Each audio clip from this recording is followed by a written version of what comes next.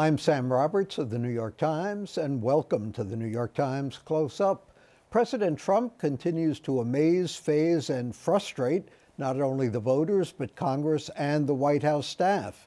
We'll be joined by my former Times colleague, David Cay Johnston. He's covered Trump for many years. His latest book bears the optimistic title, "It's Even Worse Than You Think: What the Trump Administration is Doing to America." My Times colleagues assess the week's lead stories on the backstory, and I'll offer some final thoughts on Coda. But first, David Cay Johnston, "It's Even Worse Than You Think: What the Trump Administration is Doing to America." It's just been published by Simon & Schuster, reviewed in Sunday's Times Book Review. David, why is it worse than we think? The reviewer says, no, it's not quite as horrible as you feared. Well, I disagree with the reviewer about that, obviously. There's been superb coverage of what's going on in the White House, the palace intrigues, the skill, particularly of Times reporters and some at the Washington Post and elsewhere, of sussing out what's going on has just been extraordinary. What's not being covered, however, is government. What's being done to our government? And I go through a number of the federal agencies and show that Team Trump, because it's not Donald himself, he's a lazy guy who literally doesn't know anything. Team Trump has deposited what I call political termites into the structure of our government, and they are eating away at it. So the ability of the EPA to enforce the Clean Air and Water Act is being compromised. The programs that are designed to help students and veterans are being compromised.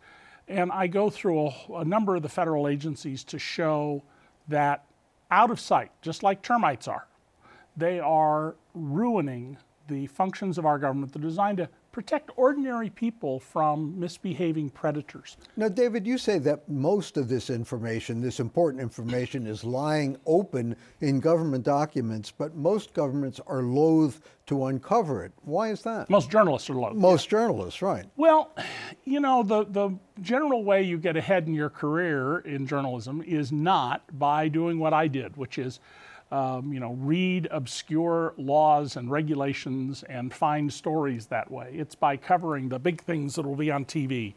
I never wanted to be a White House correspondent or a foreign correspondent, although I did at the LA Times, when Reagan was elected, propose that I be the fourth White House correspondent. And the rule was I couldn't leave LA. And the editor said, "How would you do that?" And I said, "I cover the paperwork." Well, Charlie Savage, when he was at the Boston Globe, now at the New York Times, he won his Pulitzer for doing exactly that, covering the paperwork. We need to pay more attention to our government. We're owners. We should act like owners. And I think the news business needs to devote more resources to what's going on in the functions of our government. And the first thing I would do is assign a reporter every day to do what we do at my news service, dcreport.org. We read the Federal Register. When we look at the Trump administration, is it really that worse than any other? You talk about an investment banker appointed as ambassador to Japan. The reviewer says, well, Barack Obama appointed Caroline Kennedy as ambassador to Japan. I mean, aren't there always political appointments like that? Well, yes, there are, and I don't have any objection to that per se. We sell those ambassadorships, and we always have. What the reviewer didn't say is, well, the context of what I said, which is, most presidents appoint 2 professional ambassadors for each political ambassador. With Trump, it's overwhelmingly political ambassadors that he's appointed. That's what should trouble us, that we have this really highly trained staff of people at the State Department in whom we have invested enormous amounts of money, and they're being shoved aside for political appointees. That is what should concern us. And at the time I wrote the book, we did not have ambassadors in Australia, Libya, Egypt, Saudi Arabia, Jordan, a whole bunch of countries where we have important either economic or military interests. Some people are overwhelmed by the negative coverage in the Times of the Trump administration, even if, as you say, sometimes it may not be substantive enough in terms of covering the government. Do you have anything nice to say about the Trump administration? You know, I've tried real hard, Sam, to come up with things where I can say Donald's done this or that right. And no, I think this has been an absolute disaster from the beginning, and for a very simple reason.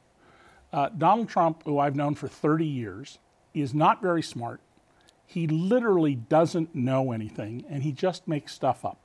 Now, as you know, I'm a widely recognized authority on taxes. My next book is proposing a whole new federal tax system for the United States. Donald Trump has testified under oath that he knows nothing of accounting, but he has also said he is the greatest expert of all time on taxes. Nobody knows more than him. Well, if you don't know accounting and you claim to be a tax expert, that would be like me saying to you, I am the world's greatest airplane designer of all time. What's a wing? Right, unless you're eating chicken. He calls you, and you quote him in the book because it's good marketing, he calls you a weird dude, and he says that you've been following him for 25 years in a negative fashion, and yet he's the president. So how do we account for that? With all the negative publicity, he's still got at least a third of the population supporting him. Why?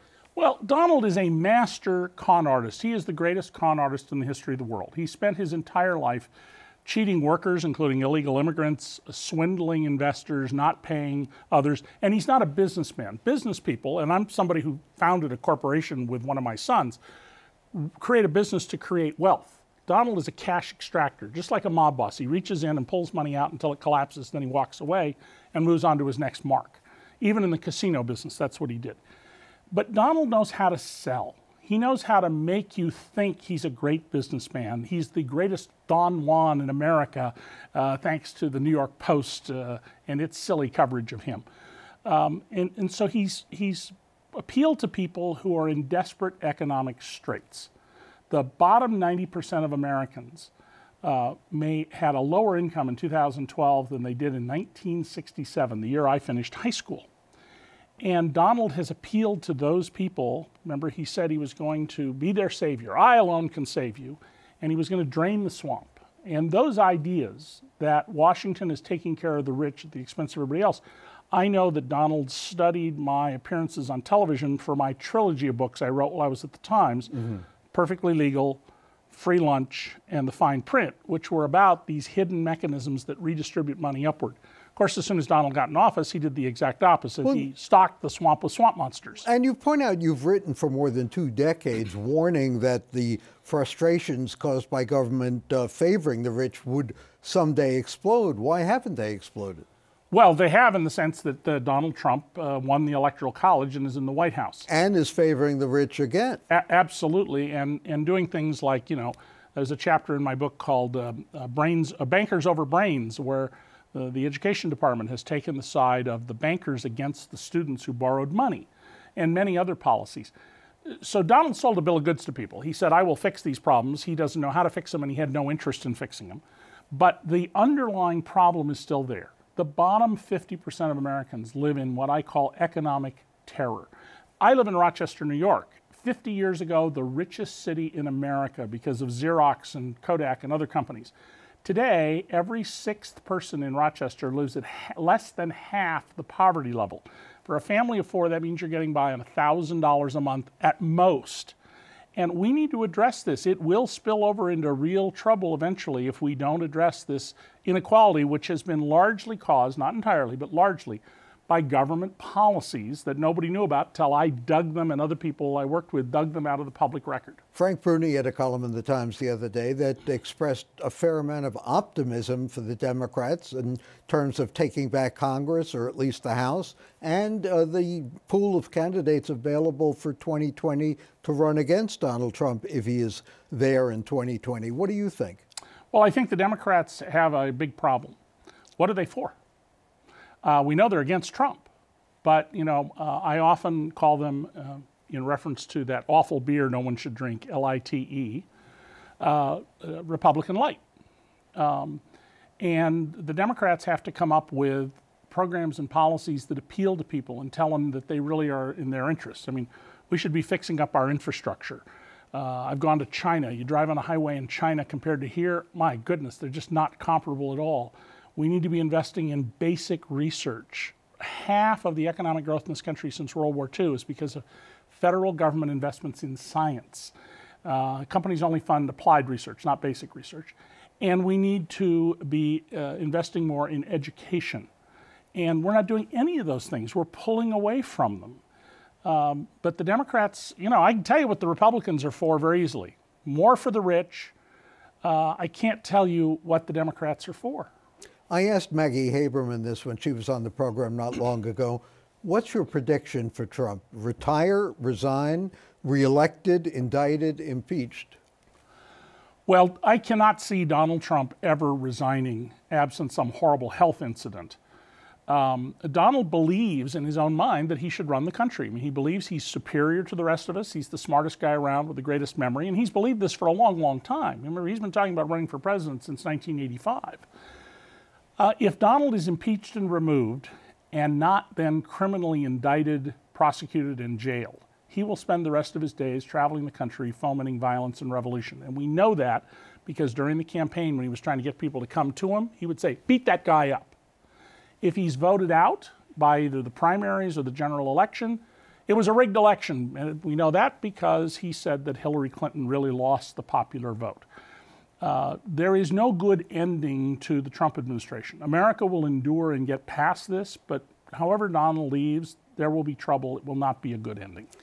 If the Democrats take over Congress, the presidency at some point, can't a lot of what Donald Trump has done, taxes, other things, be reversed? A lot of the damage Trump has done absolutely can be reversed. However, there are two areas where that's not true. One is all the judicial appointments. Barack Obama was not allowed to appoint people because he was guilty of the crime of being black while president. And secondly, there is very good reason to believe, and I go through this in the book, that many law enforcement records, particularly those dealing with the environment, have been compromised. That means they cannot be used, or they will be attacked if they're used in both criminal and civil actions. And that can't be undone. So yes, much of this damage can be undone, but not all of it. And the trade damage that Trump is doing and the way he's helping China, which has its own plan to compete against the Trans-Pacific Partnership, which I was a leading critic of, is doing horrible damage to us. When I was in Australia last fall, every person I talked to, from government officials down to the chambermaid in my hotel, said Australia must pivot away from Washington towards Beijing. Hardly see that in the news in the United States. David Cay Johnston, my former Times colleague, the book, It's Even Worse Than You Think, What the Trump Administration Doing to America, just been published by Simon & Schuster, reviewed in the Sunday Times Book Review. You can decide for yourself if it's worse than you think. Let's see what my Times colleagues think when we reconvene for the backstory.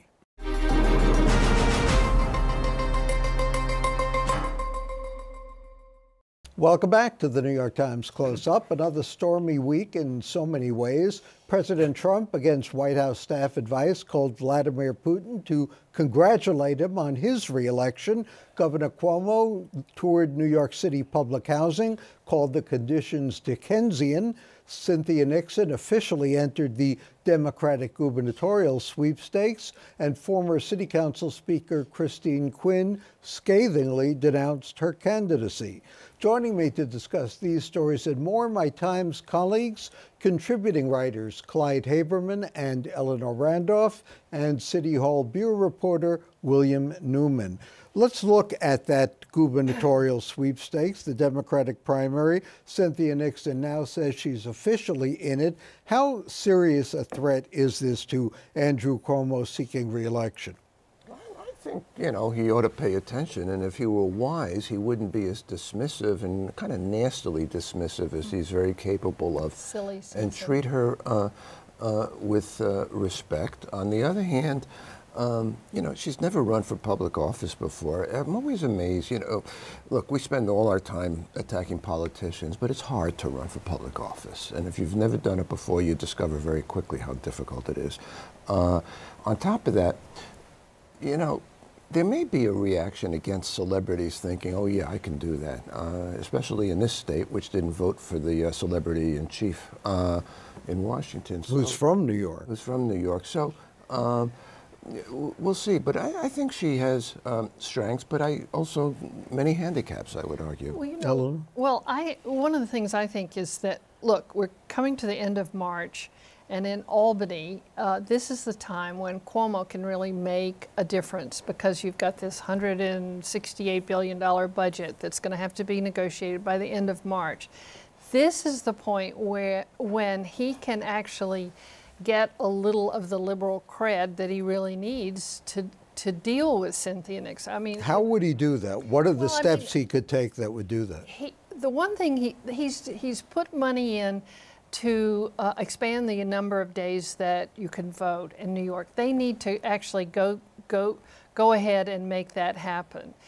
You know, there are a few reforms. A really good sort of simple reform would be to outlaw these limited liability corporations as contributors to politicians. He could do a few things like that. Because I think what Cynthia Nixon is really going to do is push him, or she's going to try to do, is push him more to be a sort of liberal Democrat. And this is his chance to really make an impact in that way. What was Christine Quinn thinking when she called Cynthia Nixon an unqualified lesbian? Wasn't she thinking? She said it in a very clumsy way. What she meant was that I was a qualified lesbian. You did not support me when I was running for mayor. You supported de Blasio, and you're unqualified, you know. And so, I mean, that's what she... That's what she meant. She squished it to get... That's if she squashed it together, and it was and it was very clumsy and very not very smart. But it's also within the context of her acting as a surrogate for Cuomo, and it's a very sort of Cuomo-esque kind of sort of aggressive. As an official of the state Democratic Party, it is. And there's also, I mean, this all falls within the context of the feud between Cuomo and de Blasio, and then she also serves as a surrogate there because she ran against de Blasio and was beaten by him. True. So, I mean, to Clyde's point about how difficult it is to run for public office, my question is, what's the motivation? It is grueling and a grind, and it lasts a long time. It takes a lot out of you. And if her motivation is to be a stalking horse for the mayor, or to somehow be serving the mayor's purposes by putting the governor on the defense, perhaps, is it really worth it? Or perhaps prodding Cuomo to the left. It could be. But, you know, Cuomo can come back quite legitimately and say, look, same-sex marriage, I was there. Yeah, that's right. Tougher gun laws, I was there, and a whole bunch of other things. He is not easily pigeonholed as some right-wing Democrat. Not at all. Not, you know, Manchin from West Virginia, for goodness sake. So, and I think she is a stalking horse for de Blasio in some way. I know that the mayor is denying it and says, I had nothing to do with this decision. But I check his fingers and make sure that, you know, none of them are crossed. Speaking of stalking and clumsy moves, why is the mayor going to Florida to a Red Sox game? Well, he actually does that every year, I think. Oh, well, that makes it okay. Red Sox fan. Well, he's going immediately after the snowstorm, where he told everybody to expect the worst. Unfortunately, the sun came out today and melted a lot of the snow. He's the mayor of New York. He's a Red Sox fan. He has a tin ear often. Okay, that's a reason. Eleanor, what do we think is going to be the fate of congestion pricing? Now we see a new term coming up called value capture. That's a catchy one, catchy phrase. Value capture is really something that all the people who sort of care about revenue for the city are really alarmed about, because what they're talking about is that if real estate is built or sold near an MTA station, that some of that money should go, usually that money goes to the city, and they're saying that money should go to the MTA. Now, if you take some of that out, you really sort of hobble the city, because it has very few ways to raise taxes and raise revenue. Real estate is one of the few ways that they can do that. And so that's really, people are really arguing against that, people who care about the revenues for the city. On the other hand, there's a certain element of justice to, if your property values shoot up, as they do because there's a subway right near you, should not the landlords and developers pay for that which made them wealthier? Eleanor? Well, look, you know, the state has many, many ways to collect revenue. the city only really has one basic way. And if they don't do it that way, Right. they have to go to Albany and get permission, and we know how that works, especially with this mayor and this governor. And, and so I think it's a very bad precedent to start pulling this particular revenue stream away for the state. And you know, we don't know whether that money would actually go to the MTA. I mean, you know, actually, Cuomo is in charge of the MTA. They're supposed to be the ones putting the money in. I know he argues that the city has some role in it, but basically, Cuomo, that's one of the things that Cynthia Nixon's going to do. She's going to really link Cuomo to all the problems that we all have with the MTA, and that's going to be a legitimate linkage. And which how's may that make her gonna play then upstate? which may also make her the stalking horse again for the mayor of deflecting any criticism, a lot of which is valid, about him and city's contribution for mass transit, city's contribution for a whole bunch of things. I mean, look, the truth is, you know, we are being terribly hobbled by these two guys punching each other. And whipsawed. Yeah. It's like the old African line about, you know, when the elephants fight, it's the grass that gets trampled, or we're the grass. Well, you know, you had a question about what's the mayor doing going to Florida? He's creating another opening for the governor to do something, because every He's time going the to mayor, NYCHA. Yeah. every time the mayor Right. leaves town, the governor is here at NYCHA or somewhere else to take another poke And there at seems him. to be a learning curve that he's not quite picking up on in that regard. The mayor, And, you yeah, the mayor. Well, The long minute he curve. steps out of town, you know, the governor comes in, you know, like that. Absolutely. Speaking of a learning curve and potential opposition, David Goodman has a story coming up on the city council emboldening itself. That's right. Today, Thursday, the city council passed its own budget, which it does without needing the mayor's okay, and it increased its own budget by about 25%. And what that does is it gives it, it's hiring many more investigators, financial analysts, and lawyers to prepare itself for doing oversight of things the city government does and the mayor's office does. It will prepare it to carry out its own charter revision effort, which it's planning to do. And, you know, it shows that the council wants to be more independent, more muscular. From a good government standpoint, that sounds like a good thing, right? Yeah, it's interesting because Cay Johnston, the new speaker, has you know, said that he was going to make the council more independent in comparison with his predecessor, Melissa Mark Viverito, who was very close to the mayor.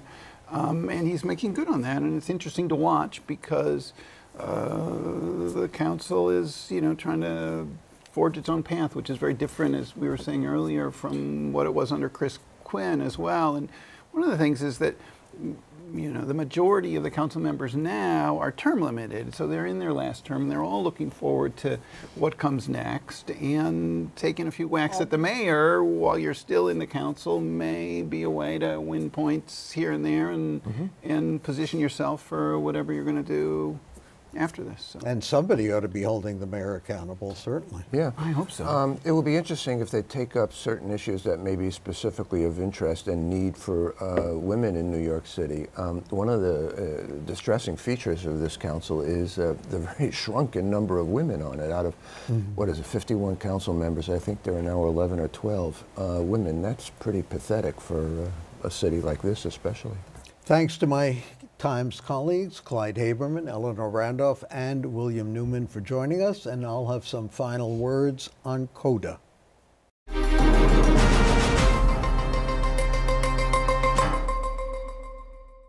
Baseball is a game of statistics, but there's only one greatest hit. That one occurred 110 years ago next month, not on the field or even inside a stadium, but supposedly on the subway. On May 2nd, 1908, Take Me Out to the Ball Game was registered with the U.S. Copyright Office. That same day, an ad for the sheet music appeared in the New York Clipper. It was first performed at the Amphion Theater on Bedford Avenue near Peter Luger's in Brooklyn. It was recorded that fall and catapulted to the top 10 charts. It became the third most popular song in America after Happy Birthday and the national anthem. According to the book Baseball's Greatest Hit, the lyricist was Jack Norworth, who also wrote Shine On Harvest Moon.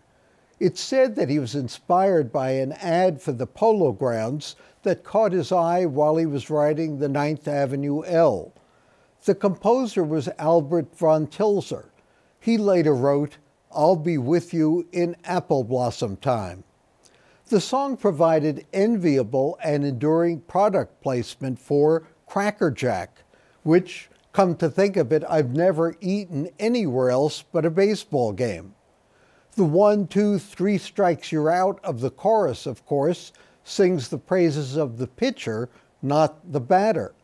And by one theory, the baseball anthem lionizes as many misses as hits for another reason.